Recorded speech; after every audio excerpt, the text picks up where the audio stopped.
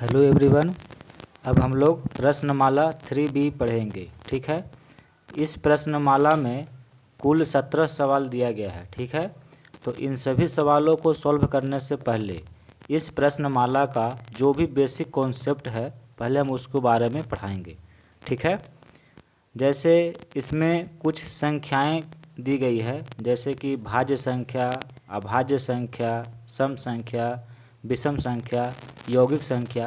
तो ये सब क्या होती है, पहले तो आपको ये समझना होगा कि भाज्य संख्या क्या होती है, अभाज्य संख्या क्या होती है। तो अगर आप ये सब संख्याएं पहले जान लेंगे तब जा कर के ये जो सवाल दिया गया है इन सभी को सॉल्व करने में आपको बहुत ही आसानी होगी। ठीक है। तो सबसे पहले हम आपको बेसिक कॉन्सेप्ट पढ़ाते हैं, उसके बाद इसमें जितने भी सवाल दिए गए हैं इन सभी सवालों को एक एक करके हम सॉल्व करेंगे। तो आइए पहले बेसिक कॉन्सेप्ट को पढ़ते हैं। यहाँ देखिए प्रश्नमाला 3B। ठीक है। इस प्रश्नमाला का जो भी बेसिक कॉन्सेप्ट है उसको यहाँ पे हम लिख लिए हैं, एक एक करके सभी बेसिक कॉन्सेप्ट को पढ़ेंगे। पहला है अभाज्य संख्या, जिसे इंग्लिश में प्राइम नंबर कहते हैं। तो अभाज्य संख्या क्या होती है ये समझिए। तो पहले हम आपको कुछ परिभाषा बताते हैं। देखिए, वैसी संख्या जो एक और स्वयं, स्वयं का मतलब होता है खुद, ठीक है, यानी कि एक और स्वयं से पूर्णतः विभाजित हो उसे अभाज्य संख्या कहते हैं।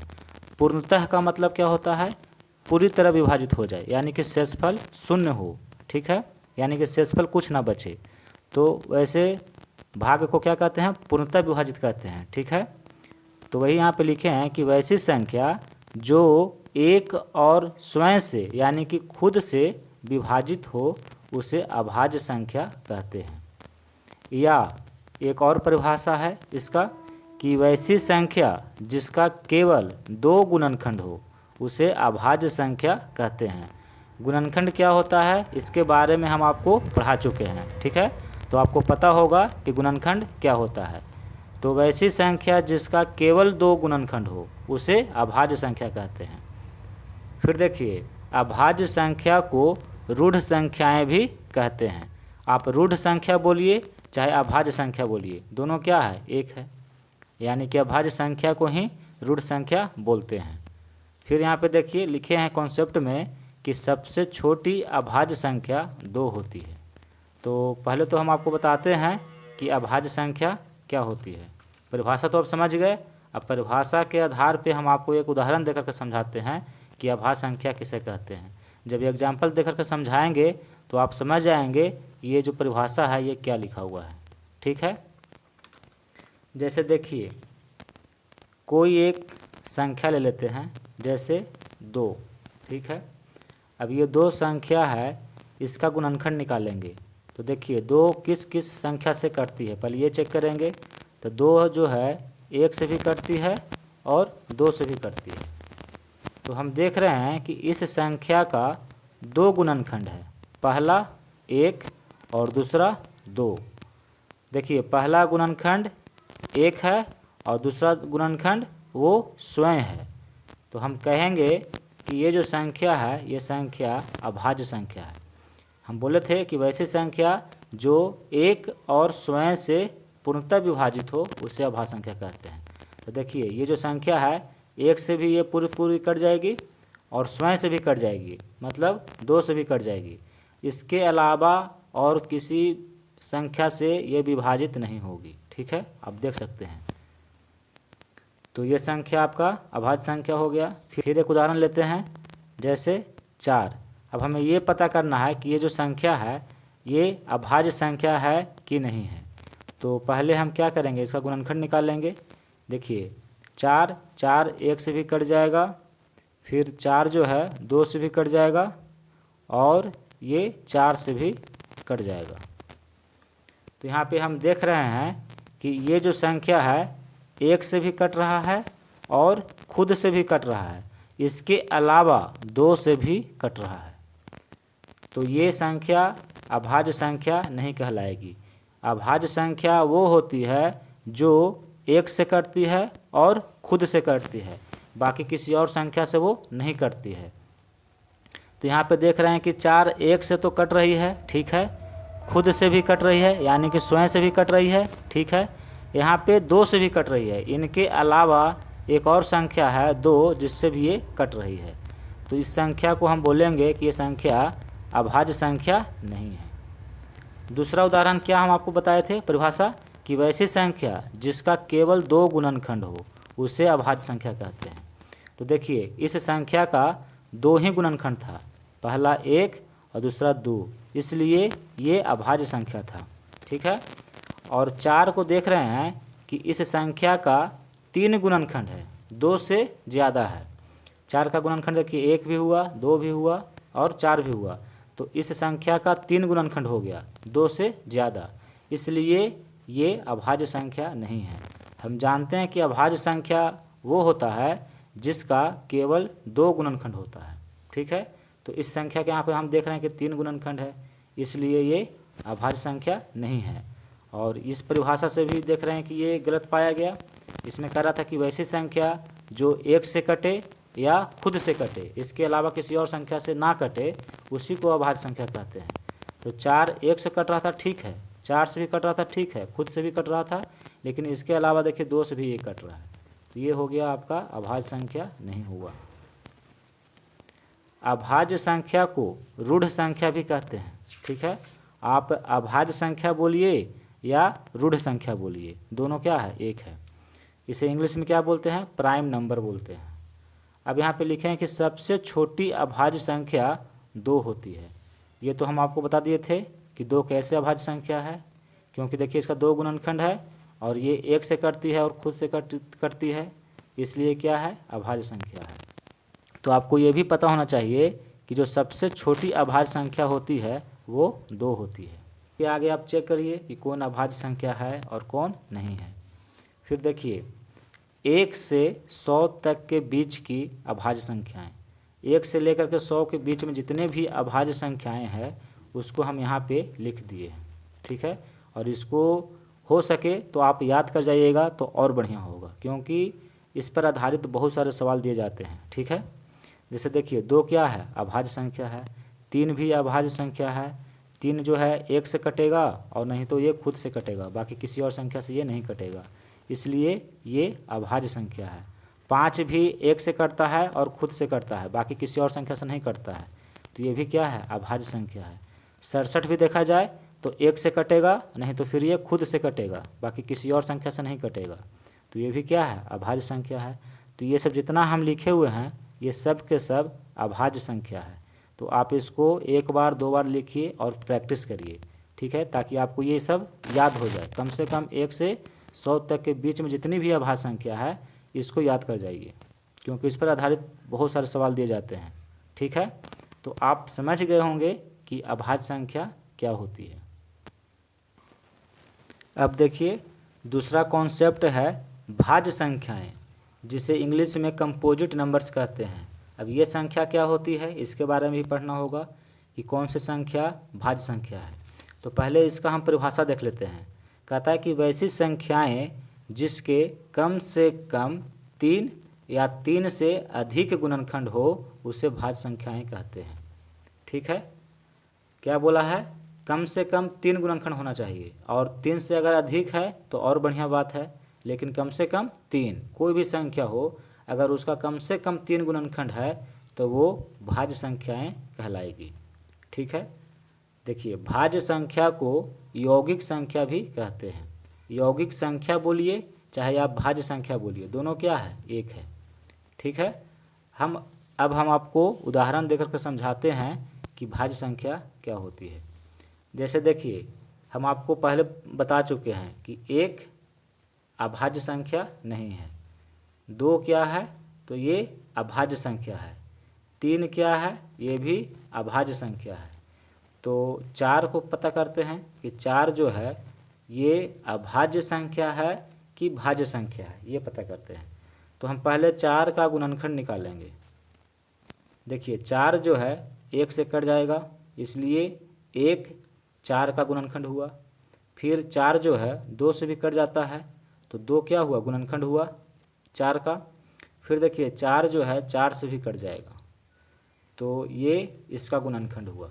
तो हम यहाँ पे देख रहे हैं कि इस संख्या का 3 गुणनखंड है, पहला 1, दूसरा 2 और तीसरा 4।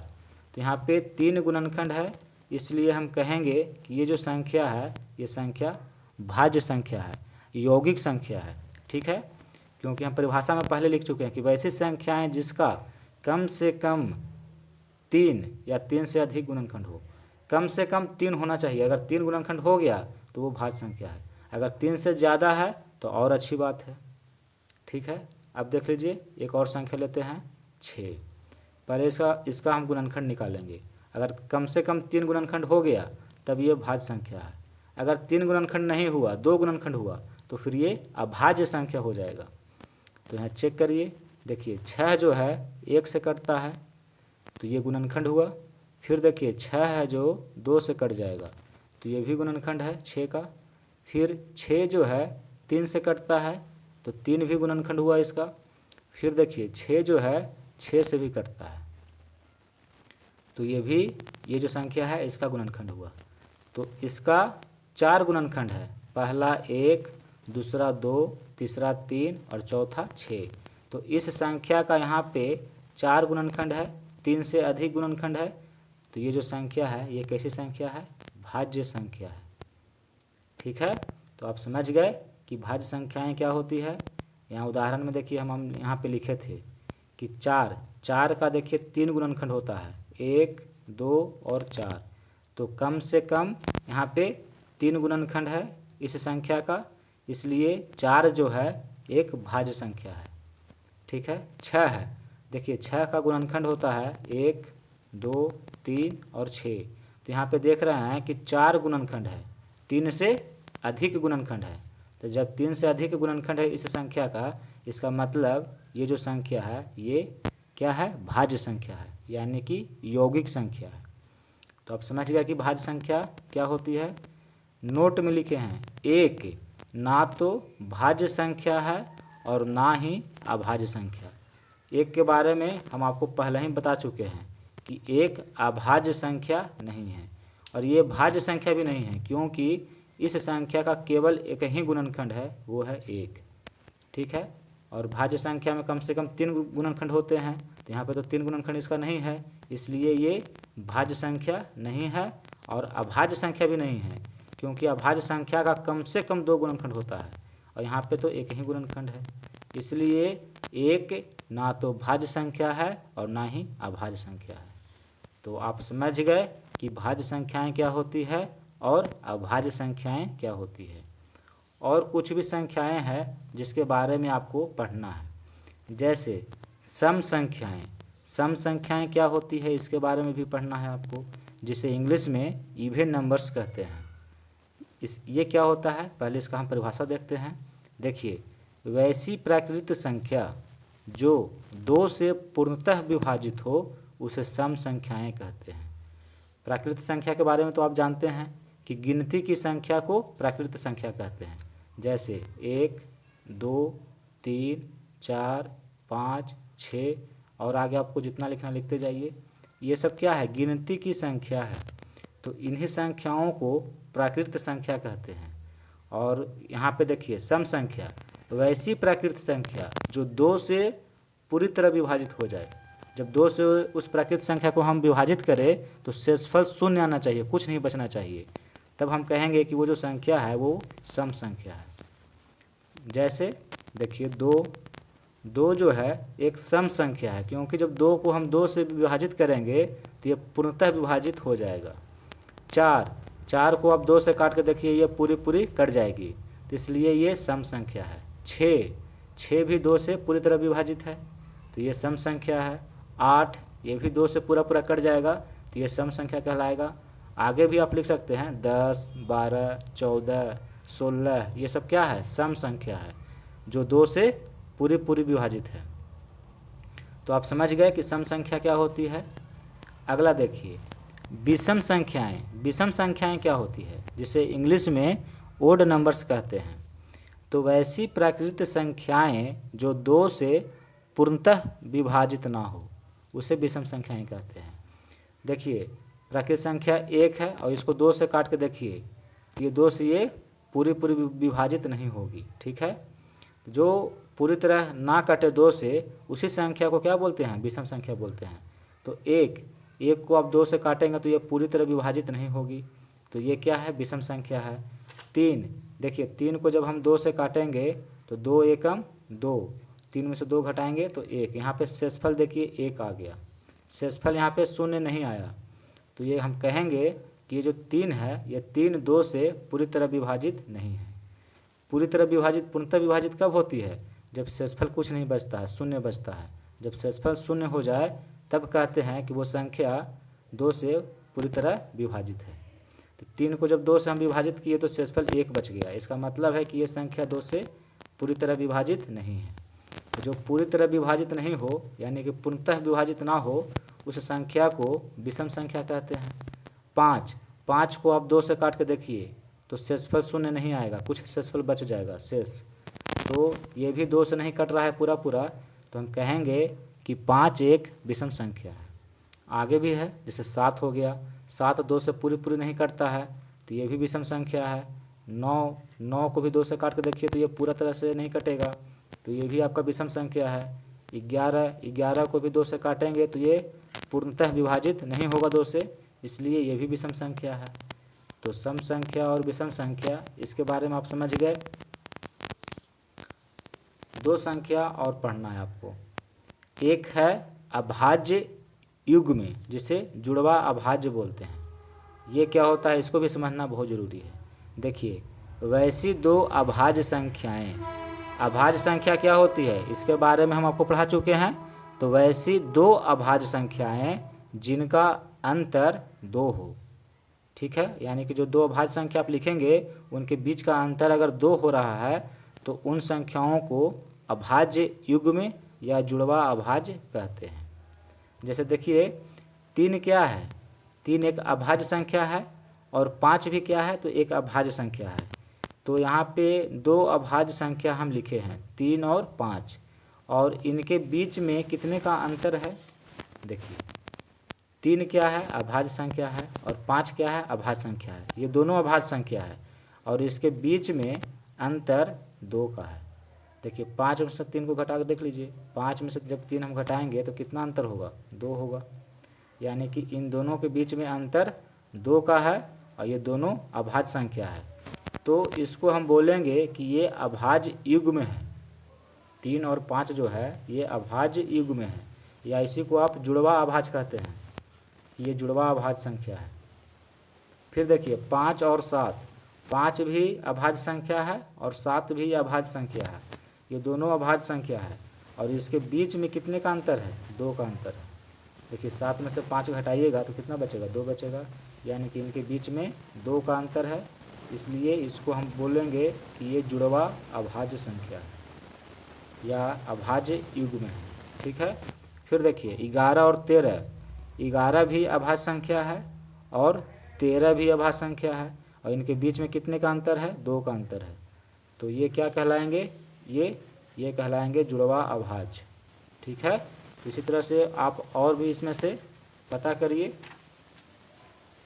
अब इन संख्याओं से पता करिए कि वैसी कौन सी 2 अभाज्य संख्या है जिसके बीच का अंतर 2 है।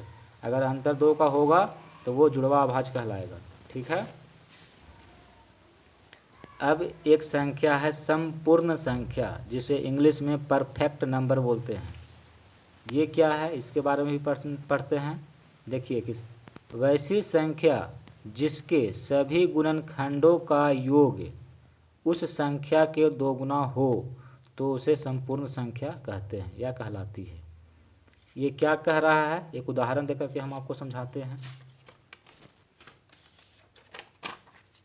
जैसे एक संख्या हम लेते हैं 6।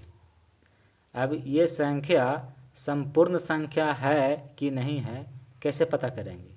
तो देखिए परिभाषा क्या कह रही है, कहती है कि वैसी संख्या जिसके सभी गुणनखंडों का योग उस संख्या के 2 गुना हो।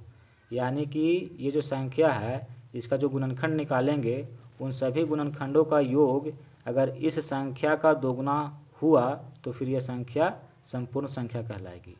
तो हम सबसे पहले इसका जितना भी गुणनखंड है उसको निकाल लेते हैं। तो देखिए 6 है तो 6 1 से कट जाएगा, तो ये क्या हुआ, गुणनखंड हुआ 6 का। फिर देखिए 6 जो है 2 से कट जाता है, तो 2 भी गुणनखंड हुआ इस संख्या का। फिर देखिए 6 जो है 3 से कट जाता है, तो 3 भी इसका गुणनखंड हुआ। फिर 6 जो है 6 से कट जाएगा, तो ये भी इसका गुणनखंड हुआ।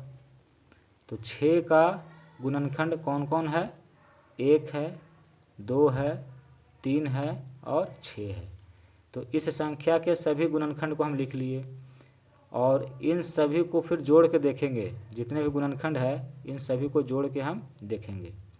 तो देखिए 1 और 2 3 होता है, 3 में 3 जोड़ देंगे तो 6 हो जाएगा और 6 में 6 जोड़ेंगे तो 12 हो जाएगा। देखिए इस संख्या का ये 2 गुना है, 6 का 2 गुना कितना होता है, 12 होता है। तो हम कहेंगे कि ये जो संख्या है ये संख्या परफेक्ट नंबर है, यानी कि ये संपूर्ण संख्या है। वैसी संख्या जिसके सभी गुणनखंडों का योग, देखिए वैसी संख्या जिसके सभी गुणनखंडों का योग उस संख्या के दोगुना हो, यानी कि इस संख्या का अगर दोगुना है तो ये संख्या संपूर्ण संख्या कहलाती है। तो देखिए 12 आया, सभी गुणनखंडों को हम जोड़े तो 12 आया। 12 क्या है, जो संख्या दिया गया है इसका ये दोगुना है, तो ये संख्या संपूर्ण संख्या है। तो आप समझ गए। देखिए यहाँ पे हम सॉल्व करके भी एक उदाहरण के तौर पे हम आपको समझाए थे। फिर एक संख्या ले लेते हैं, जैसे 5। हम चेक करते हैं कि ये संख्या संपूर्ण संख्या है कि नहीं है। तो पहले तो इसका गुणनखंड निकालेंगे। तो देखिए 5 1 से कट जाएगा, तो ये गुणनखंड हुआ 5 का। फिर 5 5 से कटता है, तो ये भी गुणनखंड है। फिर 5 किसी और संख्या से नहीं कटता है, इसका मतलब 5 का 2 गुणनखंड हुआ, पहला 1 और दूसरा 5। तो यहाँ पे लिखेंगे 5 का 2 गुणनखंड है, पहला है 1 और दूसरा है 5। फिर इन गुणनखंडों को हम जोड़ देंगे, तो 1 और 5 जोड़ेंगे तो कितना होगा, 6 होगा। देखिए इस संख्या का ये दोगुना नहीं है, इस संख्या का दोगुना कितना होगा, 10 होगा। 5 का दोगुना कितना होता है, 10 होता है, लेकिन यहाँ पे 6 है जो कि दोगुना नहीं है। तो जब दोगुना नहीं है तो ये संख्या संपूर्ण संख्या नहीं है। ठीक है, तो आप समझ गए कि संपूर्ण संख्या किसे कहते हैं। तो प्रश्नमाला 3B में जितने भी बेसिक कॉन्सेप्ट थे वो हम आपको पढ़ा चुके हैं। अब इसकी आगे वाली वीडियो में हम आपको इसमें जितने भी सवाल दिए गए हैं एक एक करके सभी सवालों को सॉल्व करेंगे।